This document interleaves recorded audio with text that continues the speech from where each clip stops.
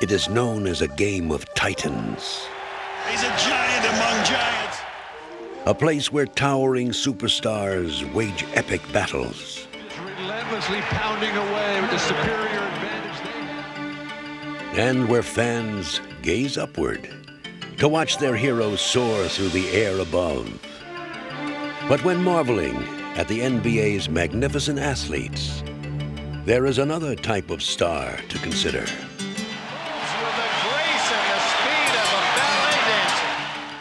One that shows his brilliance closer to the earth. Another one of those magical moves. To appreciate the beauty of these natural wonders, Beautiful, beautiful. That's all you can describe that shot. fans must set their sights below the rim.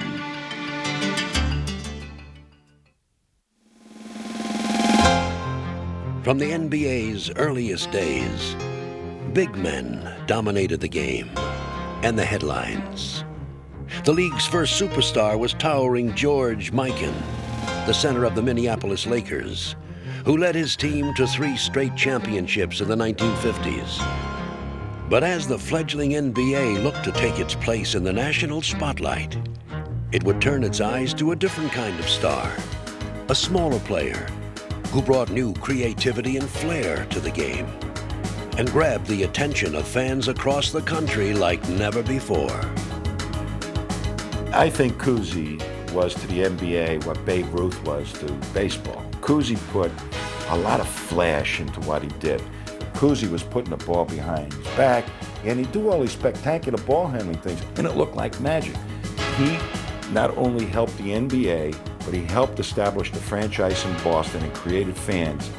Nicknamed the Houdini of the hardwood, Bob Cousy was the NBA's first true showman, and quickly he was playing to packed houses in every city. It's entertainment. We're all, in that sense, if we're honest with ourselves, I suppose we're all kind of show-offs in the sense that, you know, we want to display our skills, we want to be successful, and we want the appreciation of the audience. Cousy was more than just a sideshow, however. Carefully orchestrating the Celtics' offense, he displayed an uncanny court sense that helped him revolutionize the role of playmaker.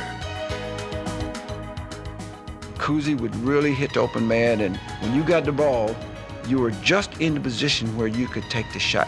You never got the ball before you got to your position. Cousy would not give it to you.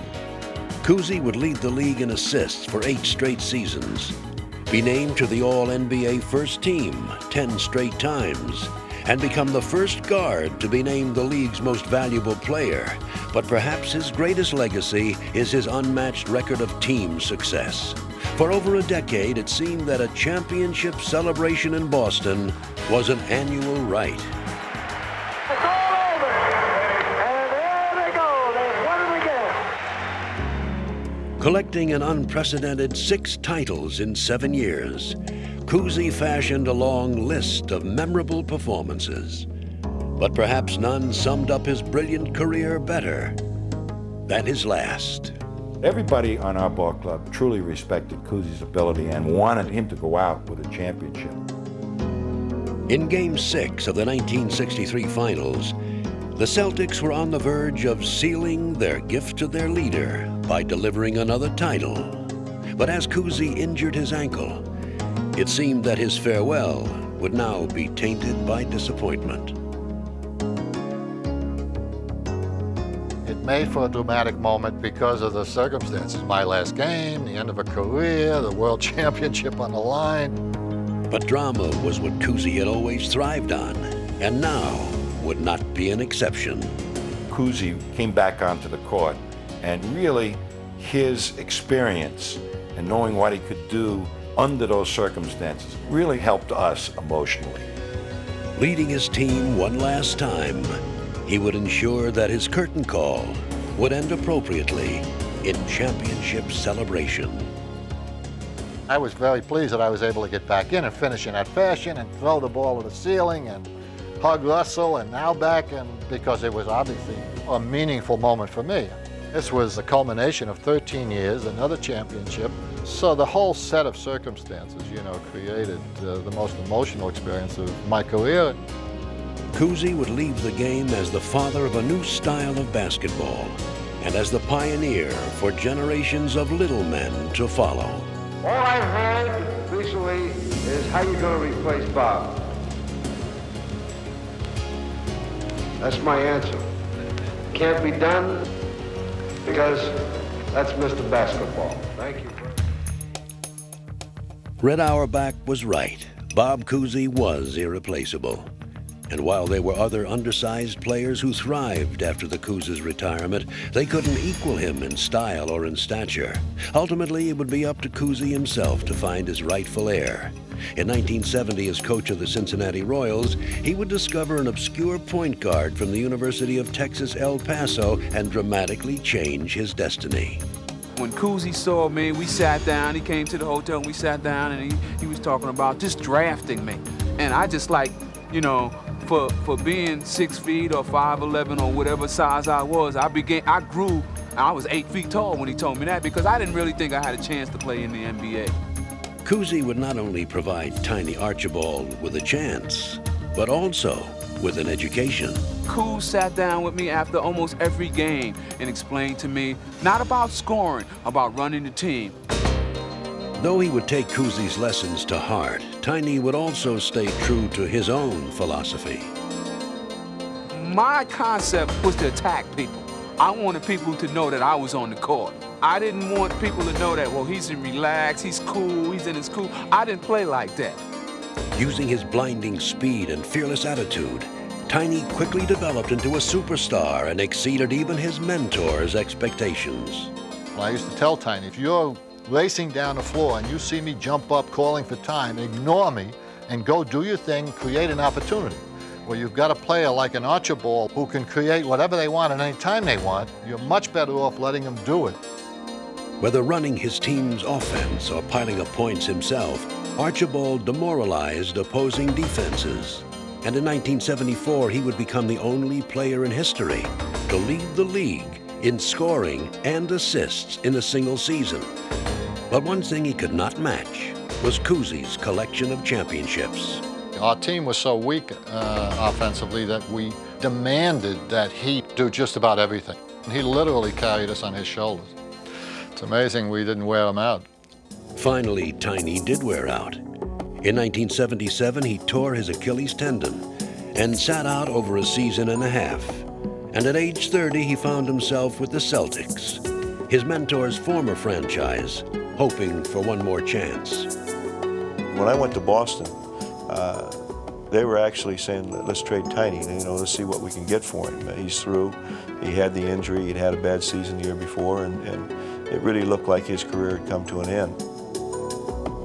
But though Tiny may have lost a step, he hadn't lost his fierce determination. Tiny in the lane, plays it up and in.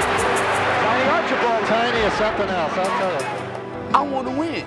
I want to win. That's the only thing I want to do. I want to win. And I remember this to today. Cool said, one of these days, you're going to get a chance to do that. Archibald. Archibald, he can penetrate. That was a great play.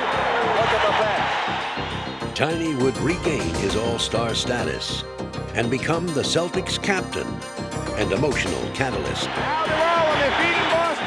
He gave us a great deal of the fight and grit that we had and the character, because here's a guy that everybody had counted out. And when they saw him get up from a 9 count and go on to bigger and better things, I think it was the type of thing that gives you that quiet leadership. In leading the talent-laden Celtics, Tiny would sacrifice his scoring and concentrate on distributing the ball. And fittingly, in the tradition of Cousy himself, he would drive the Celtics all the way to a championship. He was surrounded by talented players, and he literally played them like a conductor. He had become the complete prototype point guard. For all the inroads that Cousy and Tiny had made, the trend towards bigger players became stronger than ever. By the 1970s, even the guards were getting bigger. And as a 6'9" point guard named Magic Johnson led the Lakers to a championship in 1980, it seemed as if the time for the little man was all but over. But the very next year, the Detroit Pistons would risk the future of the franchise by selecting 6'1" Isiah Thomas as their new cornerstone. When I came into the league, guys like me weren't being allowed in the league anymore. The point guard position had developed to someone of 6'8", 6'9", and up. I had to do things differently because of my size. Using his size as an asset, Isiah mesmerized taller opponents. Thomas again. He's amazing. What a move by Isiah.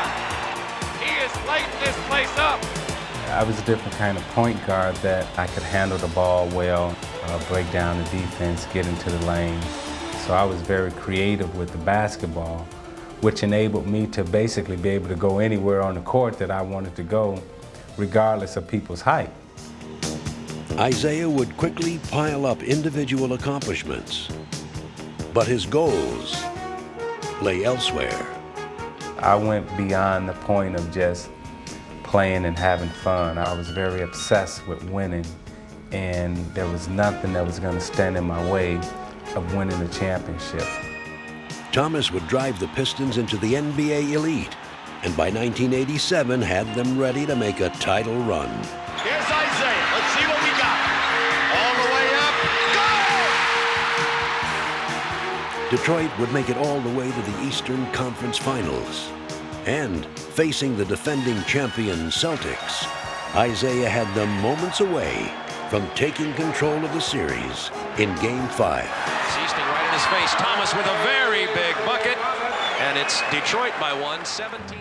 But the Pistons' moment of destiny would slip away into the waiting hands of Larry Bird. Thomas wants to get it in quickly. Does the Lambeer. Stolen by Bird and the cut to DJ. Yeah! Unbelievable! What a mistake. Veteran players cannot make that kind of mistake.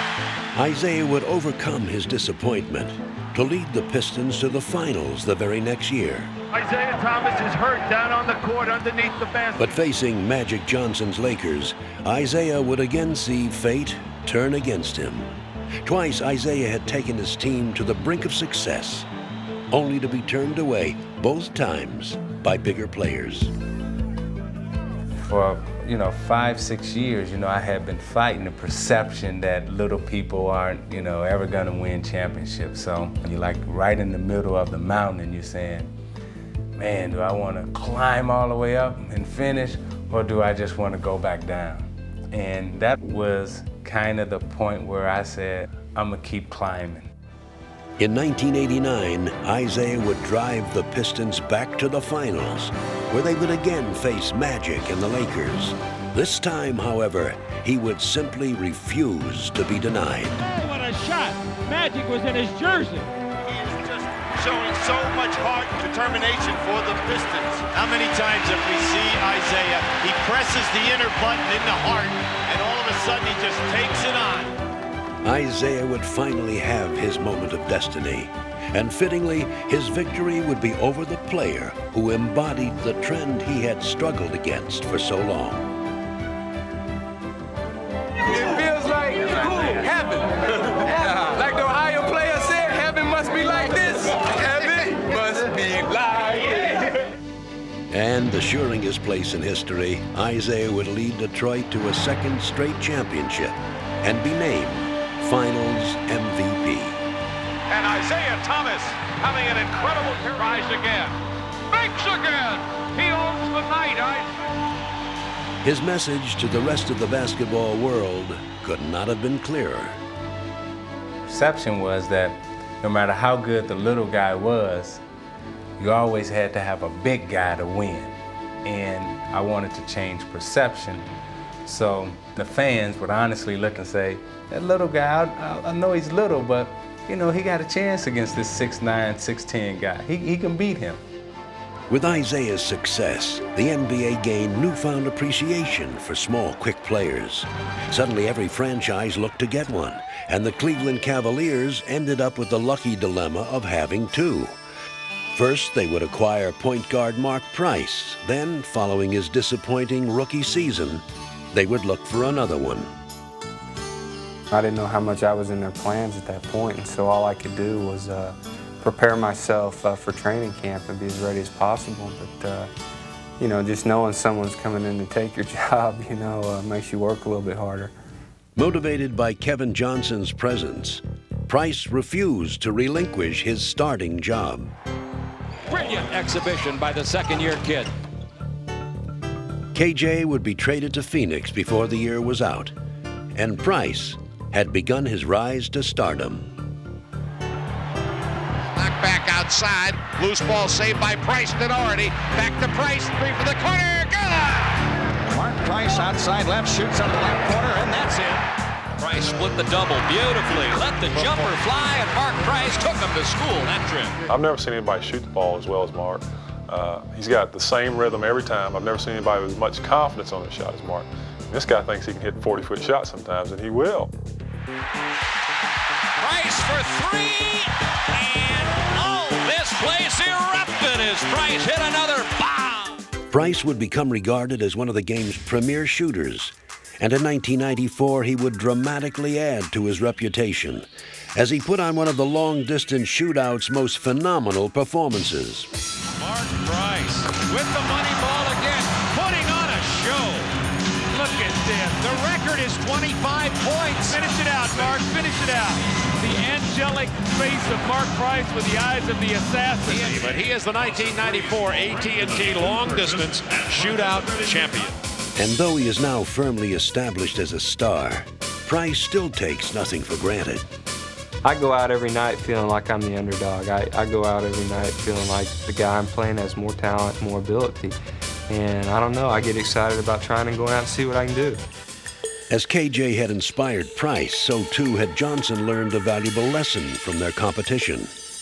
To be honest, the one thing in Cleveland I didn't do is be myself. I didn't let my true personality show. I was a rookie, and I really felt like I was walking on eggshells. And the moment that I got traded to Phoenix, I said, whether I fail or whether I succeed, I got to do things the way I think they need to be done. Back on the Suns, trying to get within one. KJ left hand, got it. Giving full rein to his fiery intensity, KJ now took the league by storm. Kevin Johnson takes it in for two more. Unbelievable offense. KJ with a stutter spinning move, driving. Oh! He's an all-star. I'm realizing what I need to do for our team to be effective, and that's just when I get the ball, just try to push it down the other team's throat. I mean, make them gag on it if they have to. Establishing himself as one of the league's most unstoppable point guards, Johnson became the driving force behind the perennially powerful Suns. KJ backing in on Mojic. Good driving. I love to see that. What you do, you just get the hell out of his way. You give him the ball and say, okay, make sure I don't. If he needs your help, you're there, but just let him go. In your face, Kevin Johnson. Oh, my. Oh, that's a highlight show. You'll be seeing that on your local newscast. Well, I think the greatest thing Kevin brings to the team, besides his talents, is his great will to win. It's contagious, and he's a great competitor, and that rubs off. As Johnson and Price both reached stardom, the little man had never enjoyed greater prominence. And when Dream Team 2 was selected, they came full circle and found themselves as teammates. But while KJ and Price had been spurring each other on to new heights, another young point guard star had also been rising. Hailing from Isaiah Thomas's hometown of Chicago, Tim Hardaway shared his flair for the spectacular. Isaiah was my idol when I was in high school and in grammar school. Freaking him out there on the court, making great passes and putting it between his legs, behind his back, and having fun out there. A lot of people, before he got drafted, said, what about this guy, Tim Hardaway? I said, he's dynamite. Like Tiny, Hardaway played in relative obscurity at the University of Texas, El Paso. But Tim was ready to make his impact on the NBA. I've been playing against bigger guys all my life, so I know how to go in there and take the contact and shoot over a big guy. Sometimes they get it, but most of the time they don't. And I got the ball, I think I go to the hole anytime, create a shot or create a shot for my teammates at any time of the game. I think Tim had a burning desire like I did about playing professional basketball. I think now that he's past that plateau about getting into the league, now it's all about stardom. As Hardaway began to attract attention, he captivated fans with his spellbinding skills, and especially his trademark move, the crossover dribble. The killer crossover. Oh, brother. Hardaway fakes the three, gets around Lang, gets around Curry, puts it up.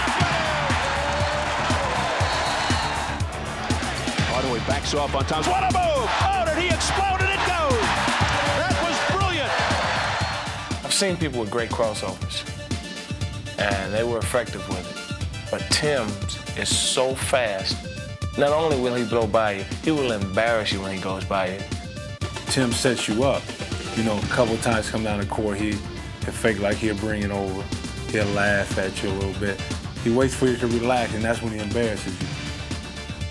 He made John Stockton. He was coming at him at full speed. He went back, back, back. He looked at Stockton and was like, man, what you doing? It was awesome. While Hardaway won notoriety with his dazzling moves, he won hearts with his contagious enthusiasm. A natural media star, he brought the little man to the attention of a new generation of fans.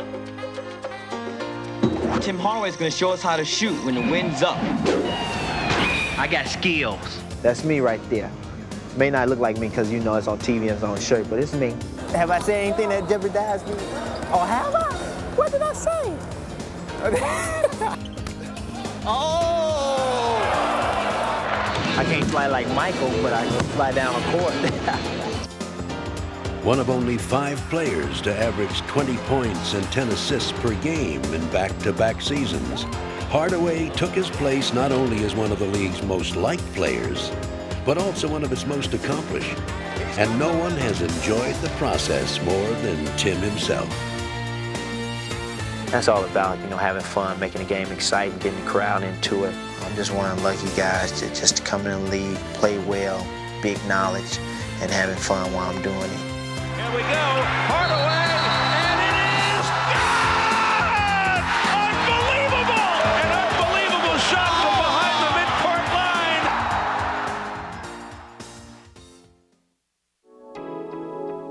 Two other pioneers who have made crucial contributions to the history of the little man are Spud Webb and Muggsy Bogues. Standing only 5'7" tall, Spud was largely overlooked in the 1985 draft. Taken on the 4th round by the Detroit Pistons, who already had Isaiah Thomas, he was cut before ever getting to training camp. Well, it felt like I didn't get a chance, you know, to show my skills or go out and prove myself that I could play in the NBA. Picked up by the Hawks, Spud would get his chance when the starting point guard was injured. I remember the first practice in training camp. I'm sitting there with a cast on my hand, and I see this guy whipping up and down the court, shooting, going by guys, giving assists, and I turned to Dominique and I said, I better get healthy quickly. But once Spud had been given his chance, there was no stopping him. He would make the Hawks' offense his own, quickly winning the starting job. Oh, what a shot by Webb. Oh, he's a tough little customer. He has a lot of heart. I think that's the biggest thing about him. He isn't afraid. He gets in there, he mixes it up, and he gets bounced around off those big guys and get up and keep going. Spud would go beyond being an unlikely success story. Playing for the Hawks and the Sacramento Kings, he would become one of the league's steadiest point guards. But perhaps he'll be remembered most for his exploits in the 1986 Slam Dunk Championship, an event usually reserved for bigger men. You know, no one in the gym, no one watching on TV, no one sitting at home on their big lazy boy chair think he can win. Undaunted, Spud would quickly steal the show. Spud, first attempt. Oh, my! 5'7", Spud Webb. Oh, what a two-hander. he would announce to the basketball world that size was no object. Well, Phil, you can tell I'm leaving. Mike off the lob and Rivers. Yes, come on now, come on. Oh my, that's the cherry on the sundae. Our new slam dunk champion with an incredible upset, Spud Webb. I think it changed the way we look at smaller guys. That year I came out and won the dunk contest, and then in the actual was playing in a part of a winning team. For all of Spud's accomplishments, Muggsy Bogues' story is perhaps even more incredible. At only 5'3", he entered the NBA as the shortest player in league history. And as he joined the Washington Bullets, who also boasted the league's tallest player, it seemed that he would be more of an oddity than a legitimate player. When I first got drafted, I thought, they was really committed to me. But as the season went along, I just saw it as a novelty act, just something to sell tickets. After a frustrating rookie season, he was left unprotected in the expansion draft. But turning this apparent rejection into an opportunity, he would make his mark with the Charlotte Hornets. Bogues at the top, penetrates, goes in for the layup. It is good. Is he exciting? I'd pay to see him. He just disrupts everything. What a steal by Muggsy Bogues. No guys running around in between your legs. Pounded by Muggsy. He just plays with so much heart and hustle. Fumbled for a moment. Bogues picks his pocket. I try to put pressure on my opponent every time, and I know that I'm going to get it sooner or later. Stolen by Muggsy. In addition to his defensive skills, Muggsy also became a premier playmaker. Great pass by Muggsy. I feel very comfortable dribbling the basketball without looking at it, and it allowed me to look around and see what's going on out on the basketball court. From 1990 to 1994, only John Stockton accumulated more assists, a feat that Muggsy's teammates clearly appreciated. It makes me run harder because I know that, hey, if I run, I'm going to get the ball. He's always told me, Joe, you run out, I will see you. Muggsy's inspirational story has made him a fan favorite, especially for smaller fans. Go Muggsy! For them, he's a role model with whom they can easily identify. Muggsy! I really never thought about my height. Other people see me as 5'3". I just see myself as a person and not really any height. I just play my game and just play the best way I know how. For all the obstacles that Spud and Muggsy overcame, Mahmoud Abdul-Rauf, formerly Chris Jackson, faced equally daunting odds. At only 6 feet tall, he entered the NBA as a shooting guard, a position that has come to be dominated by taller players. Judging from his stellar college career, however, he seemed more than qualified. At LSU, he piled up more points and a higher scoring average than any other first-year player in history. He became only the second freshman to be named first-team All-American and garnered SEC Player of the Year honors in his first 2 seasons. So by the time he entered the NBA, he seemed ready for the challenge ahead. With the 3rd pick in the 1990 NBA draft, the Denver Nuggets select Chris Jackson from LSU. This is like a dream come true, and I'm just glad that they picked me, and I'm going to do whatever I can to please them. But his dream come true quickly became a nightmare as he struggled beneath the weight of superstar expectations. Chris Jackson denied, rejected by Eldon Campbell. Jackson, flick of the wrist. Chris Jackson can't buy one tonight. Out of shape and demoralized, Jackson found himself on the bench, and whispers of a wasted draft pick began to haunt him. Man, oh man, is he ever struggling. The first 2 years was a trial for me. Frustrating year, I wasn't in shape, and I take all the blame for it. I started doubting myself and losing some confidence, and I just started alienating myself from the teammates because of what was going on. But Jackson was not a stranger to adversity. Since childhood, he had suffered from Tourette syndrome, a nervous disorder that often made even normal daily tasks a trial. It was hard when I was young because that's when the nicknames came. You're crazy, what's wrong with you? And I think I dealt with it pretty good. I think I've always had the ability to understand and to go on with my life, even at a young age. Tourette's helped me as a person and as a basketball player to understand what it is that I need to do and must do to persevere. Now, at a crossroads, Jackson would need every bit of his emotional resilience to revive his failing career. One of my friends, we went to the store one night, and he picked up an article, and it said something, I was a bust, that I didn't supposed to be in the NBA, and it hurt me. And I just looked at him and I said, from now on, I'm not playing anymore. I'm taking this serious for good. And from then on, I just started working harder and harder. Jackson would enter his third season with renewed determination. And with the hiring of new coach Dan Issel, he would quickly get the chance to test it.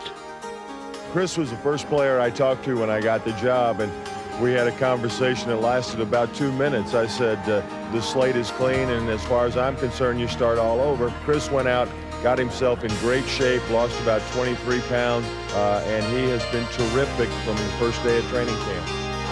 Fakes left, goes right, switches in the air. Chris Jackson putting on a show. Chris Jackson, a trendsetter. Here's the three. Chris Jackson on fire. Oh, man. And it is now bedlam here at McNichols Arena. They have queued in to the new Chris Jackson. He races by Robinson. Jackson on the run, behind the back. Slam home by Mutombo. 1-2 combination of Jackson and Mutombo. We're on the threshold of seeing the newest Nugget sensation. A bust the first 2 years. Chris Jackson is showing the Nuggets fans what he's been all about. Now, fulfilling his great promise, Jackson would capture the NBA's Most Improved Player award, and completing the dramatic change in his life, he would turn to Islam and change his name to Mahmoud Abdul Rauf. He is now recognized as one of the league's brightest young stars. But for all his success, he will never forget the lessons of his struggles. A lot of things that I went through as far as first 2 years in the NBA, a lot of the problems that I was having. I think it put things in perspective and made me appreciate more what it is that I have and what I had to go through to get it. Jackson, can they pull it off? 5 seconds to Jackson. Here it is for 3 in the game. What a way to go. Chris Jackson, as he's done so many times before.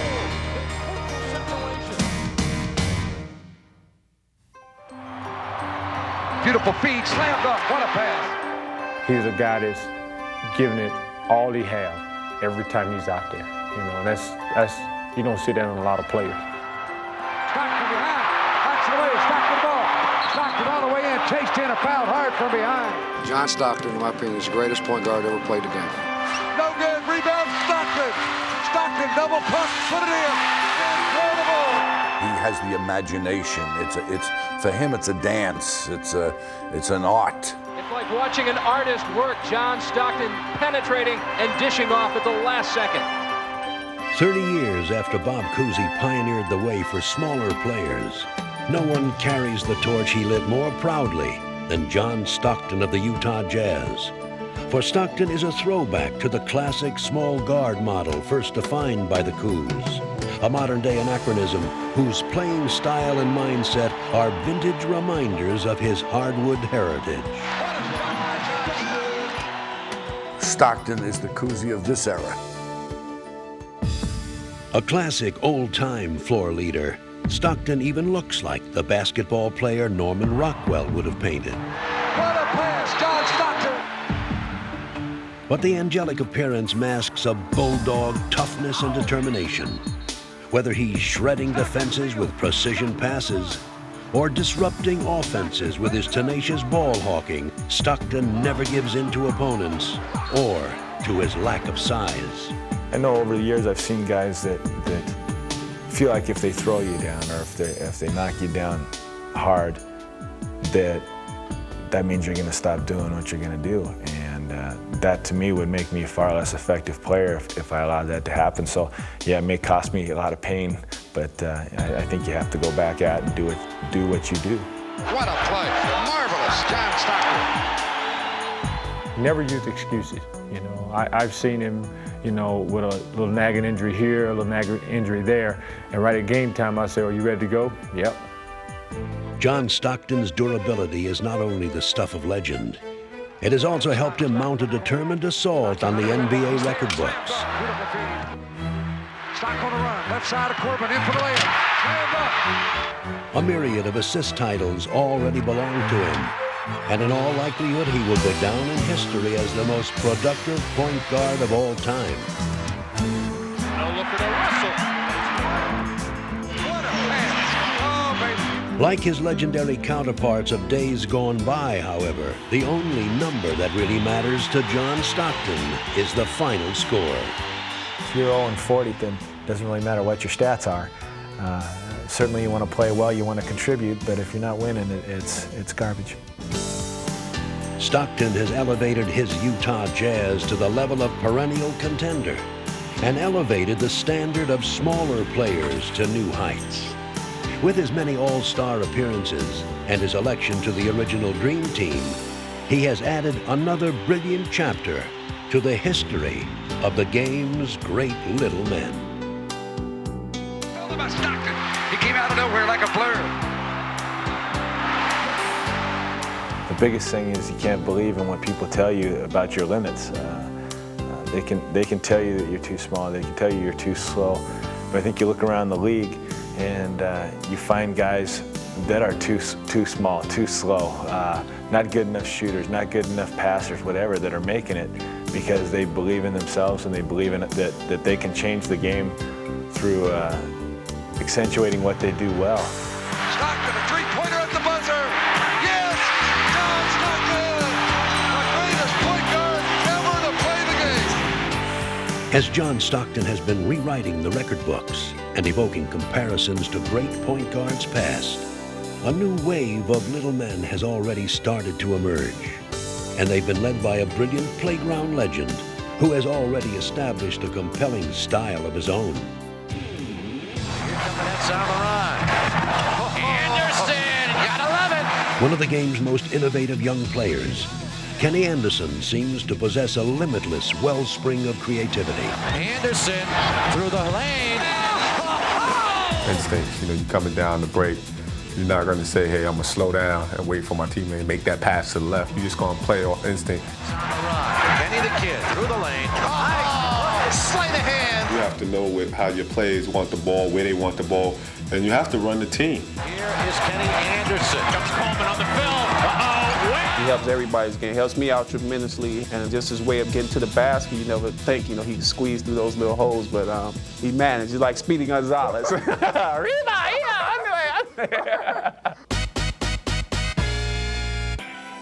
Growing up on the playgrounds of New York City, Kenny's basketball inspiration was nurtured from an early age, as he seemed always to have NBA greatness in his future.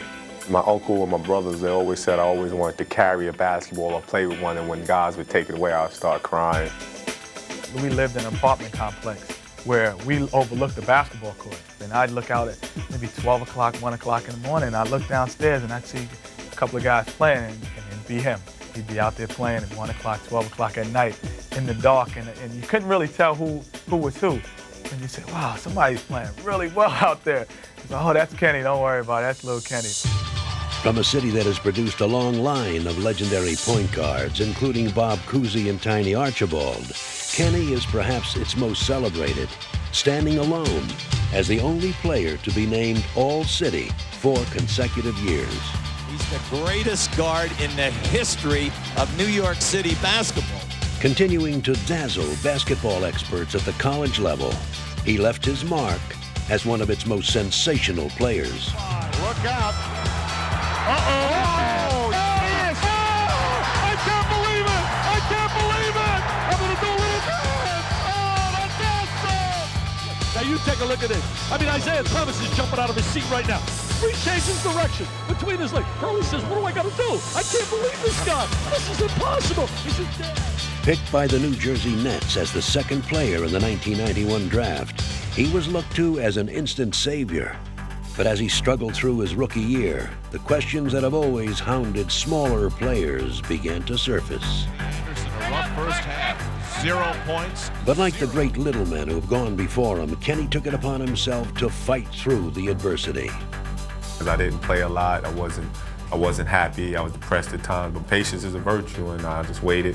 And I said, you know, when my time comes, I'm gonna be ready. I ain't gonna let this pass me by.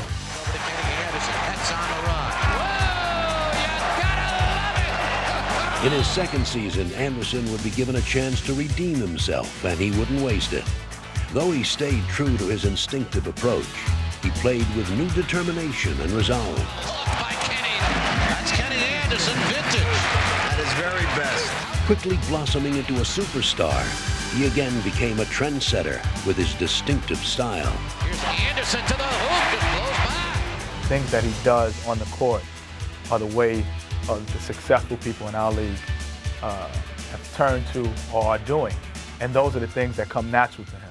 With his brilliant basketball imagination, Kenny has ably taken on the task of helping to lead little men into the future and has already earned comparisons to some of the transcendent stars who have borne the standard before him.